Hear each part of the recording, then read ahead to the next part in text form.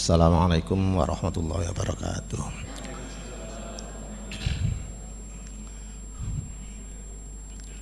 Keluarga besar Pondok Pesantren Tebu Ireng, barakallahu fikum, khususnya Bapak pengasuh dan Ibu Nyai, hafizahullah.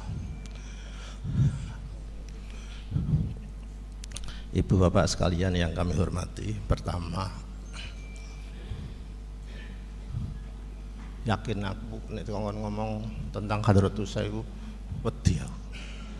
Kepala ngomong liyane Pak Haji Lukman apa sapa ono gelem aku. Pertama saya santri lah, tapi karena ini ilmu yang saya hindari, disiplin ilmu itu jangan sampai terjadi satu romantisme historis. Itu nasihatnya HAR Jib, ya kan? Bermaknanya HAR Haji Abdurrahman Basopo karo. Itu orang-orang. Syarat mutlak untuk bicara ilmu jangan sampai ada romantisme historis. Nomor dua, jangan sampai terjadi dogmatik antropomorfik. Sing wis pojok-pojok sing gak ngerti wis meneng wae. Aku dhewe gak ngerti maknane iku padha. Jangan hanya karena kebesaran tokoh, ada Mama Qala Syafi'i wedi kabeh. Nek Qala Syafi'i wedi kabeh, nek Qala Musta'in Syafi'i cangkeme Musta'in paling ngono. Mohon maaf, pertama saya belum yakin selama masa penjajah itu Hadratus Syekh mengomando perang melawan. Barangkali saya dibantu ada bukti fatwa beliau untuk angkat senjata waktu penjajah.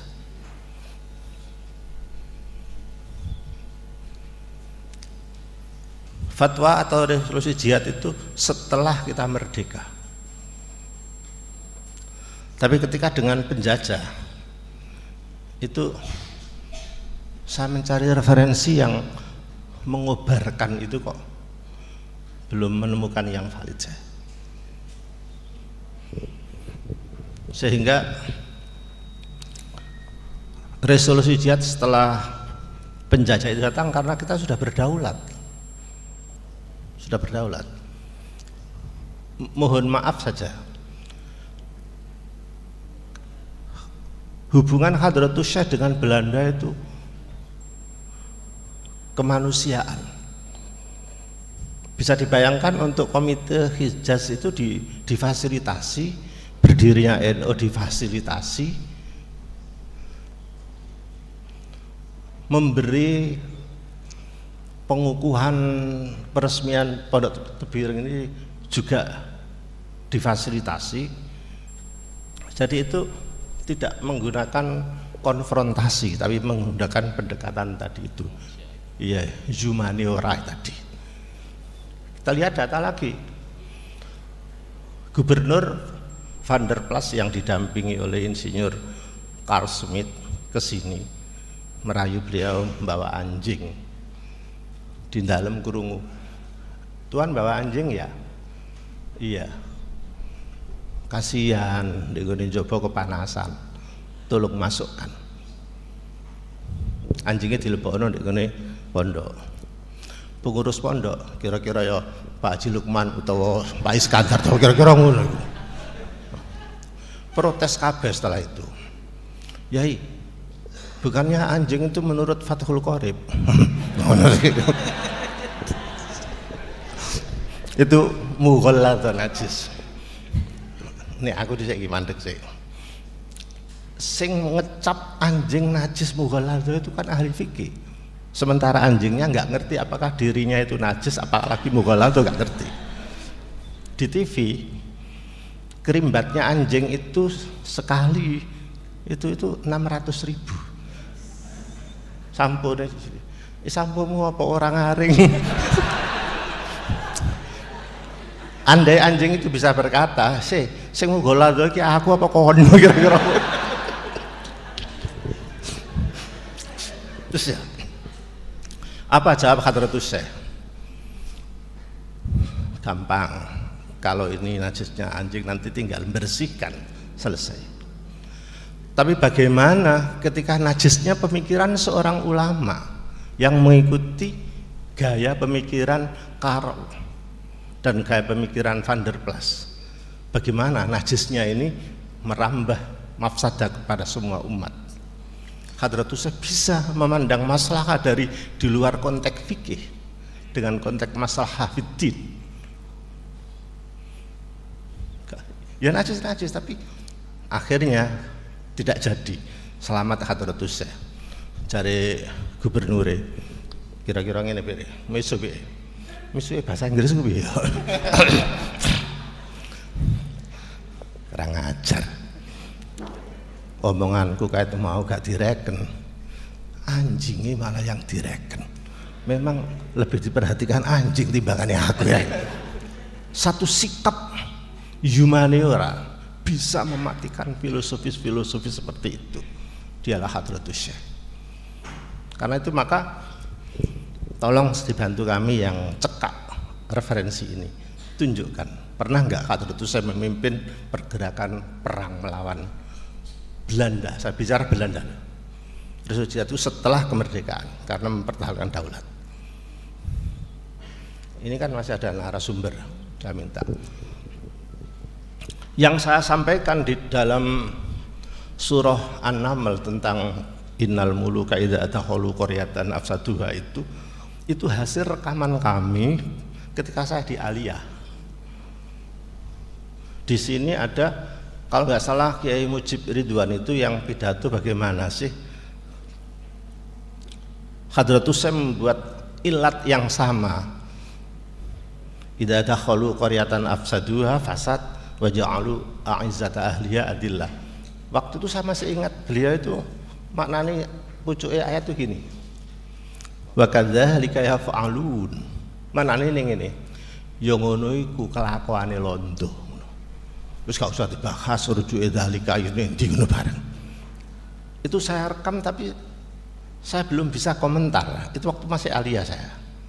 Terus gede-gede ini Masya Allah. Ini istidlal yang lompat betul. Mana mungkin masafatul qasri di dalam fikih ibadah sholat dipakai masafah di dalam jihad. Kalau bukan orang pemikiran melompat dari zamannya nggak mungkin bisa gitu. Nggak ada fikih-fikih yang seperti itu. Ini saya tawarkan kepada mereka dengan dasar. Seorang orang anggota Suriah memprotes kami karena dalil yang kami sampaikan sampai sekarang belum ada referensi, tapi saya bisa berani bersumpah 1 juta kali bahwa itu pernah dipidatokan oleh Kiai di Tebuireng sini waktu itu. Itu satu. Kemudian sikap humanistik yang kedua dari Hadratus Syekh, dari pendekatan itu banyak yang bisa diuntungkan. Yai Mas Guri tadi kan hebat ya. Ini jangan-jangan IKPT-nya ini NU bareng. Iya. Ayo gak PKB pisan. Cek wes. Wes.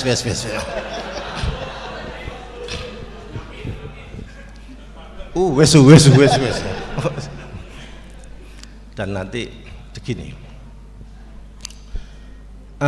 Kiai Ridwan, ketika NU ini sudah jadi, itu Belanda ini nunggu apa sih presentasi orang NU terhadap Jamiah ini, dari peleburan Taswirul Afkar, Nahdlatul Tujar dan atau menjadi satu menjadi ulama. Dipilih asal Tujar ini menjadi ulama karena yang menjadi penggarpe pergerakan ini adalah harus ulama, bukan pedagang, bukan politikus. Dipilih kata ini.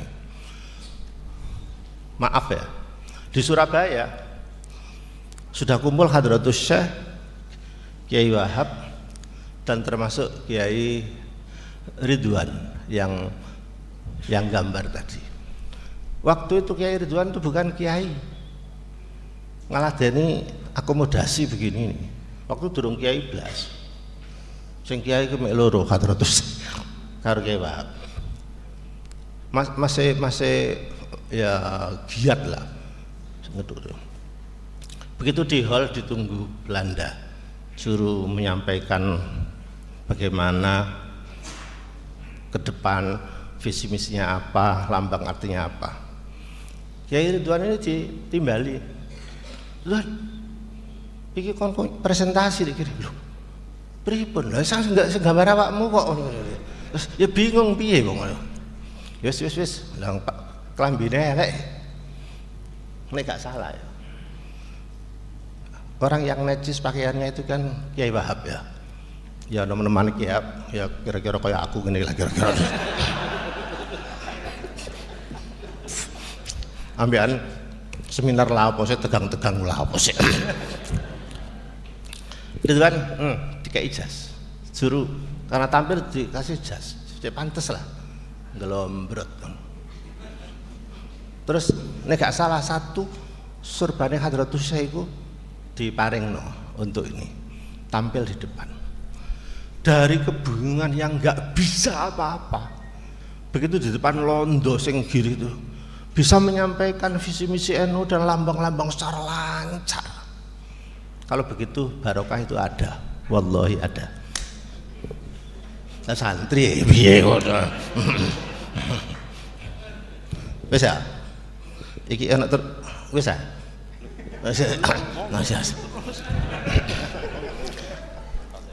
Humaniora di bidang pendapat sekarang. Mohon maaf ya.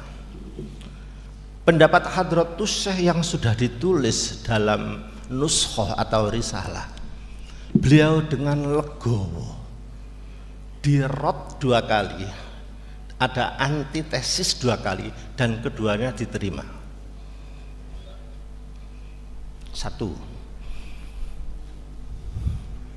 yang sampaikan Gus Ki kita kaful awam, bukan main tulisan beliau hebat.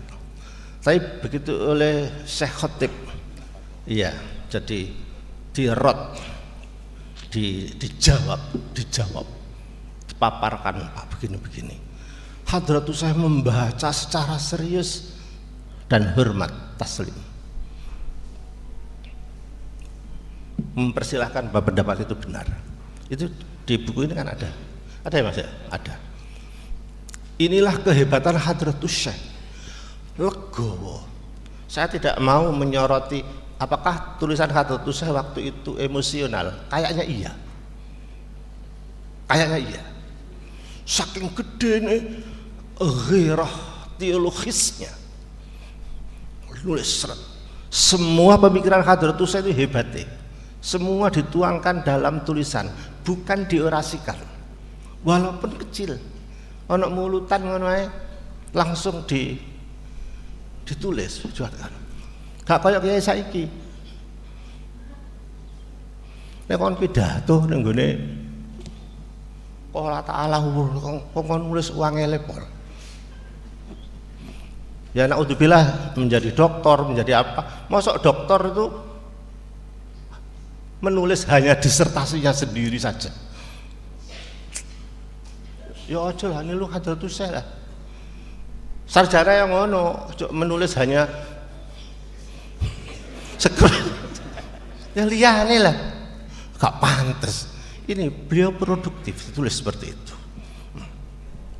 Jadi kira-kira Allahumma ini a'udzubika minal doktor sing gak tahu nulis kecuali itu perlu digitukan.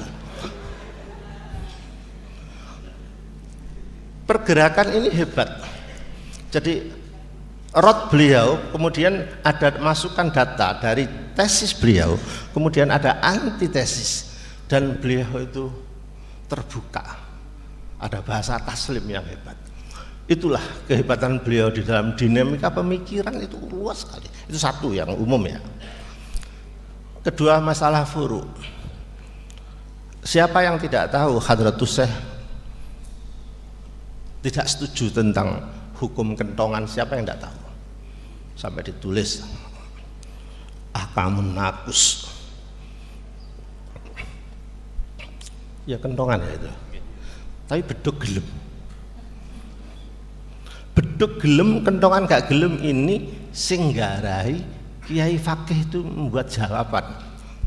Maaf ya, dari jawaban 2 buku ini saya murni kajian filologis loh. Kalau Hadratus Syekh di dalam perserikatan itu bahasanya kaful awam. Kitab baliknya bukan menggunakan awam, tapi menggunakan anam, tambihul anam. Gede di anam karo awam, gede anam. Awam pasti anam, anam belum tentu awam. Dilihat judulnya, lebih berkualitas rotnya ini. Suara yang akal ya, suara. Wes saiki sampeyan delok. Ketika kentongan dengan beduk. Hadratus Syekh menggunakan judul Nakus. Ahkamun Nakus. Apa jawaban Kiai Fakih, Mas Umam? Iya. Ya Mas Bukambang. Tapi sayang ya.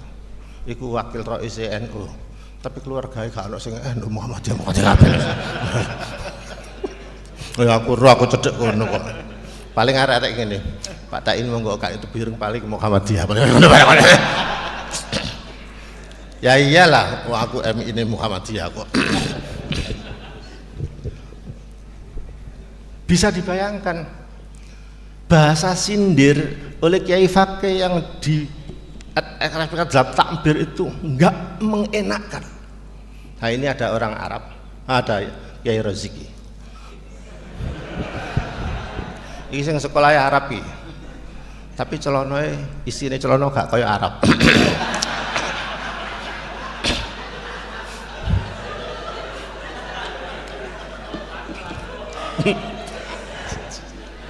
Wes ya, tidak terus loh. Piye jawabannya Hadratus Syekh terhadap ahkamun nakus ini? Hazzurus. Marane hazzurus gini loh. Piye Kiai Hasim iki? Ngono maknane iku. Lah nggih ya. Bahasa tasbih loh. Hazza. Hazza ya huzzu. Wa huzzi Al-Qur'annya wa huzzi ilaik bizi'in nakhla. Padha. Jadi sampean nek dingenekno wong piye sih? Piye kok niki? Ya rada enyek ta ya. Lalu ada hujah-hujah. Aku ini Masya Allah. Jadi perbedaan pendapat itu biasa sudah. Tapi yang perlu kita sikapi untuk mendukung Hadratus Syekh sebagai al-muwahhid, perekat pemersatu. Begitu Hadratus Syekh menerima nushah kitab dari Kiai Fakih Hazzurus. Pas di Tebireng itu konferensi ulama, ada ulama banyak keluar. Para Kiai ini loh, Kiai Fakih sudah menjawab tulisan saya, iki bukune. Monggo, sing derek Kiai Fakih monggo, bener kok iki, monggo. Loh, hebatnya legowo. Assalamualaikum warahmatullahi wabarakatuh.